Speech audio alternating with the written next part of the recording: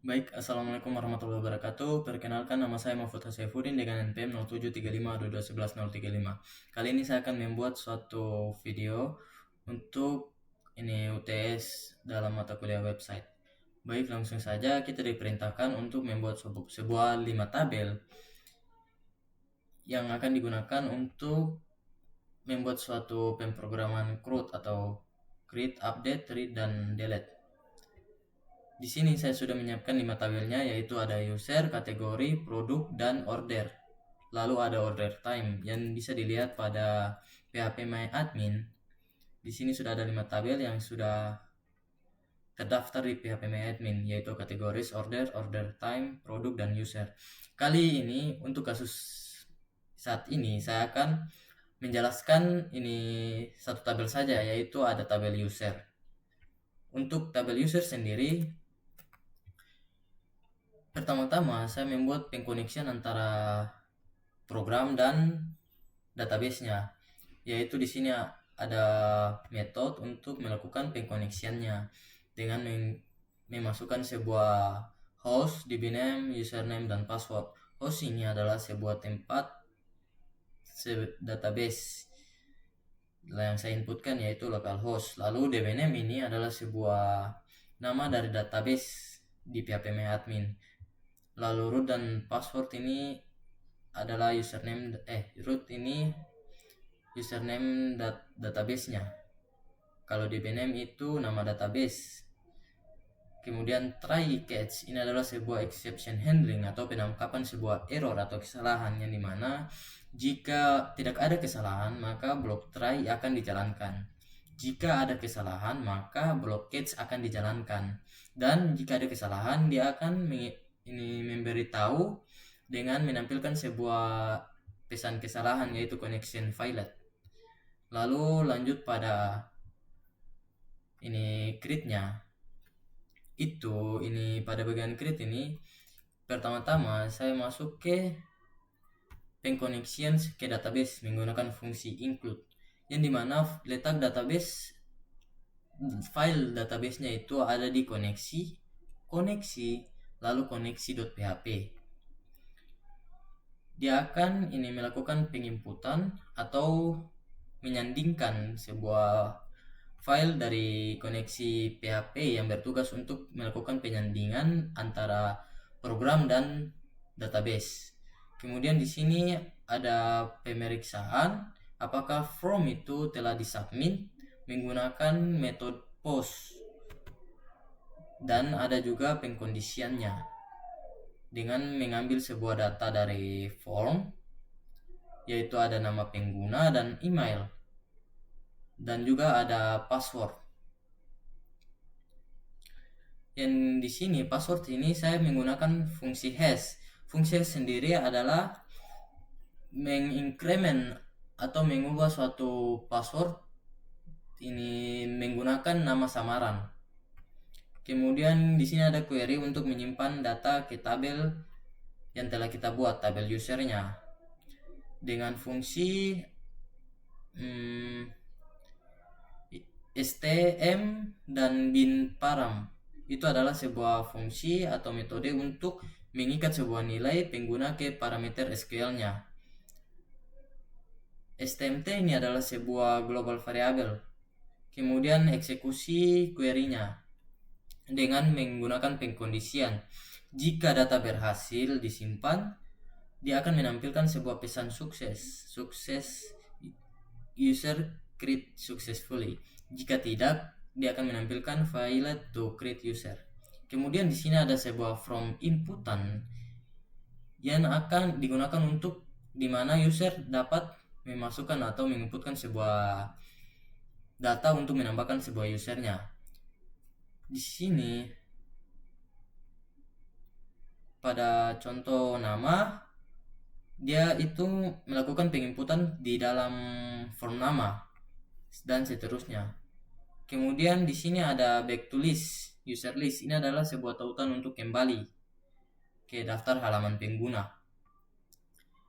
Baik, langsung lanjut pada delete, yang dimana pada Fungsi delete state sendiri sama juga, hampir sama, yang mana kita menginputkan atau memasukkan sebuah include dari koneksi PHP yang terdapat di file koneksi.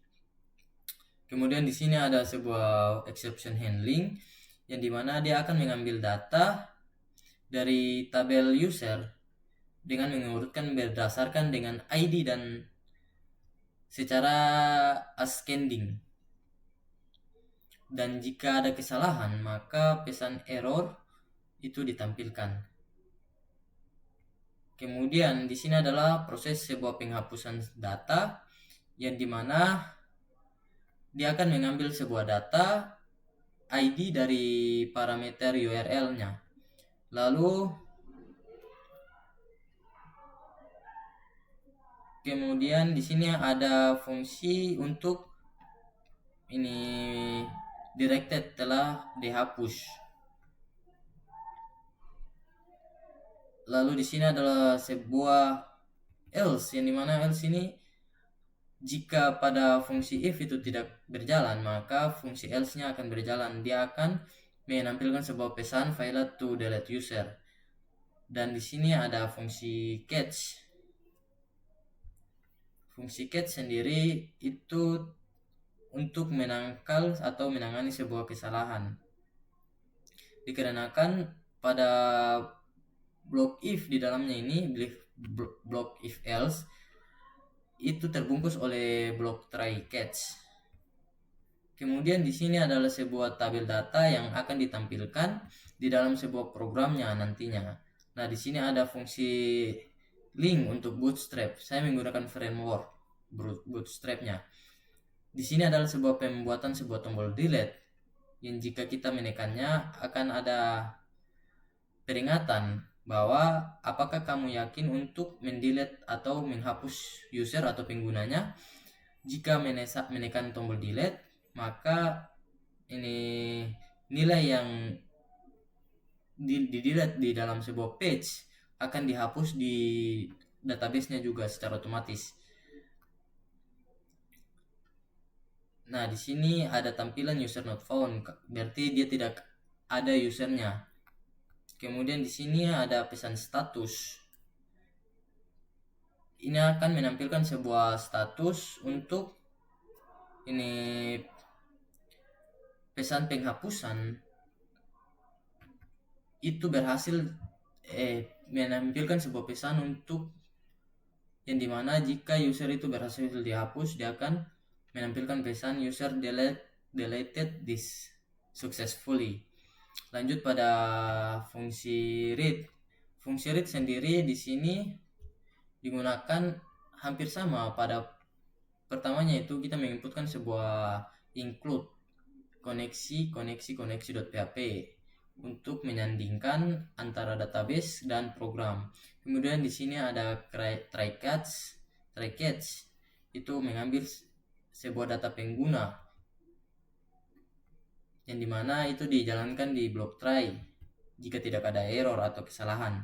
Jika ada kesalahan, maka dia ambil di blok catch dengan menampilkan sebuah pesan error.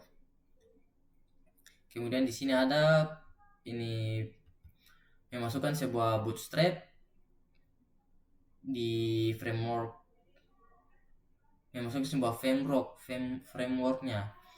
Kemudian di sini ada tabel data yang digunakan untuk menampilkan sebuah tabel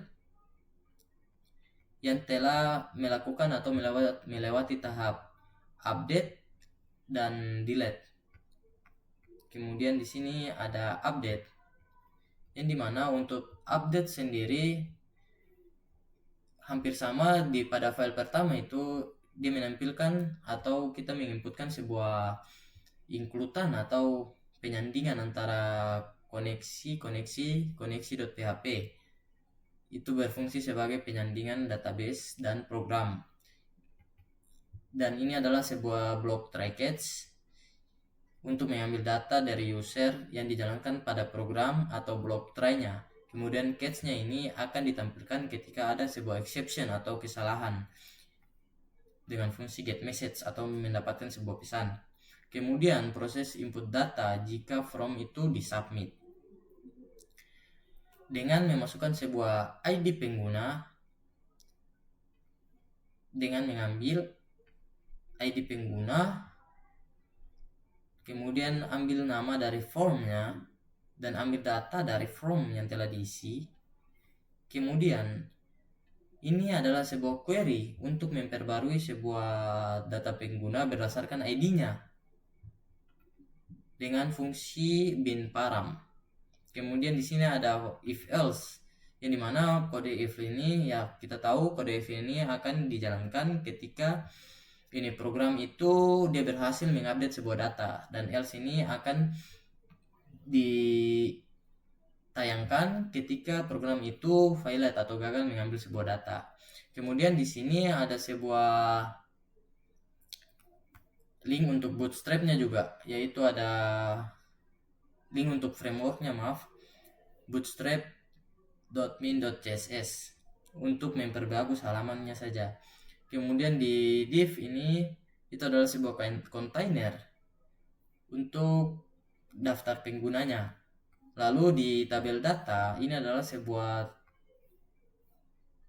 tabel yang akan ditampilkan di dalam sebuah page-nya nanti kalau kita sudah running di browser. Nah, di sini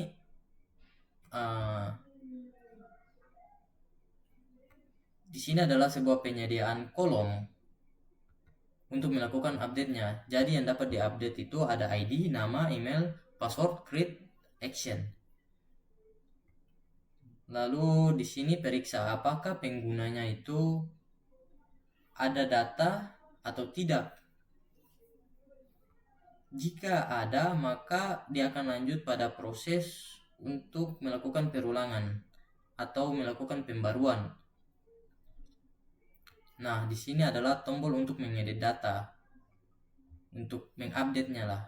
Kemudian di sini ada form edit, yang dimana ini akan memakai seluruh tabel dari database usernya. Nah, untuk JavaScript-nya saya menggunakan Bootstrap juga atau sebuah framework. Baik, langsung saja untuk pengimplementasian tabelnya. Di sini saya sudah masuk ke dalam sebuah halaman atau page dari folder UTS. Langsung saja kita masuk di fungsi create. Contohnya saya masukkan nama Mahfud Saifuddin dengan email mahfud@gmail.com. Lalu passwordnya itu contoh 12345. Kita membuat sebuah user. Nah, di sini akan ada sebuah pesan user create successfully, yang artinya user itu telah dibuat. Kita lakukan pengecekan di database, di tabel user, apakah tabel usernya sudah dibuat.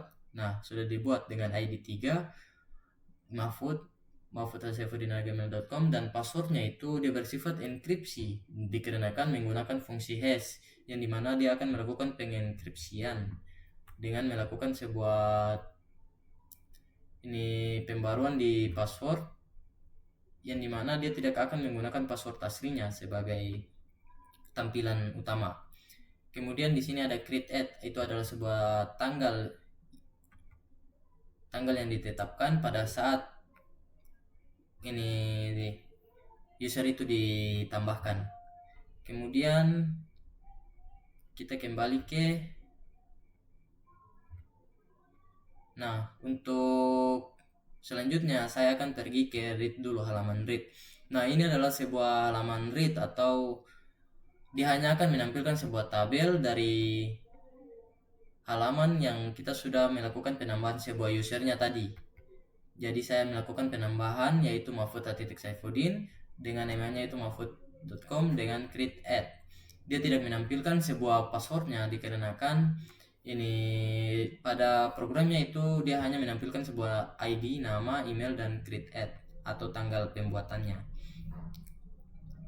Lalu pada fungsi update, nah di sini passwordnya terlihat.